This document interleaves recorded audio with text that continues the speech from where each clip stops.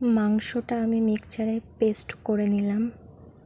পরিমাণ মতো মাংস হিসাবে আমি একটা ডিম দিলাম।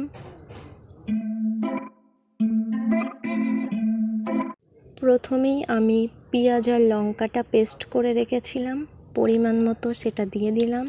সঙ্গে 1 চামচ আদা বাটা, 1 চামচ রসুন, স্বাদ মতো লবণ, পরিমাণ মতো হলুদ, জিরে মরিচের গুঁড়া আর 5 মিশালি মশলা।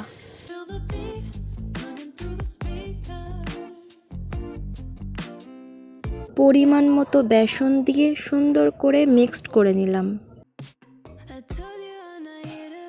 কাবাব মাখানো কমপ্লিট। আমি কাবাবটা গোল করে চ্যাপ্টা করে নিচ্ছি, কারণ চ্যাপ্টা করে নিলে ভাজলে পুরোটাই ভাজা হয়ে যায় আর মশলাটা ঢোকে, খুবই টেস্টি হয়। আর গোল গোল করে নিলেও ওটাও ভালো লাগে, কিন্তু চ্যাপ্টাটা আরও বেশি পরিমাণে টেস্টি হয়। এবারে আমি পুরো কাবাবটা ভেজে নিচ্ছি। কাবাব ভাজা কমপ্লিট। দেখুন ভিতরটাও কত সুন্দর ভাজা ভাজা হয়ে গেছে। পরিমাণ মতো কড়াইয়ে তেল দিয়ে নিলাম। পেঁয়াজ আর লঙ্কাটা তেলে ভালো করে ভেজে নেব। আর একটু লবণ দিয়ে নিচ্ছি। তারপরে সামান্য পরিমাণে পানি দেব, যাতে পেঁয়াজটা গলে যায়। কাবাবটাও আমি দিয়ে দিচ্ছি।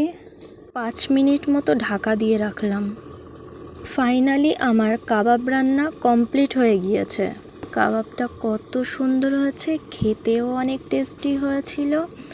আর আমি এখানে কাবাবটা করেছি শুকনো করে, কারণ এটা রাতে ডিনারের জন্য। আর ডাল দিয়ে কাবাব রান্না খেতে খুবই ভালো লাগে।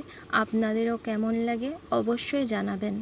আর ভালো লাগলে লাইক, কমেন্ট, শেয়ার আর সাবস্ক্রাইব করতে ভুলবেন না।